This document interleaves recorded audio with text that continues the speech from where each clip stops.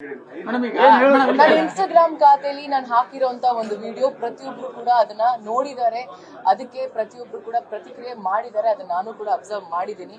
So ನನ್ನ ಪ್ರೀತಿ ನನ್ನ ಭಾಷೆ, ಹಾಗಂತ ಬೇರೆ ಭಾಷೆ ಬಗ್ಗೆ ನಾನು ಯಾವತ್ತೂ ಕಾಮೆಂಟ್ ಮಾಡಕ್ ಹೋಗಲ್ಲ. ಪ್ರತಿಯೊಂದು ಭಾಷೆ ನಾನು ಗೌರವ ಕೊಡ್ತೀನಿ, ಪ್ರೀತಿ ಮಾಡ್ತೀನಿ. ಆದ್ರೆ ನನ್ನ ಭಾಷೆ ಅಂತ ಬಂದಾಗ ಫಸ್ಟ್ ಪ್ರಿಯಾರಿಟಿ ನನ್ನ ಭಾಷೆ ಮೇಲೆ. ಎಲ್ಲಾ ಭಾಷೆನೂ ಇಷ್ಟಪಡ್ತೀನಿ, ಎಲ್ಲಾ ಭಾಷೆ ಸಿನಿಮಾ ನೋಡ್ತೀನಿ.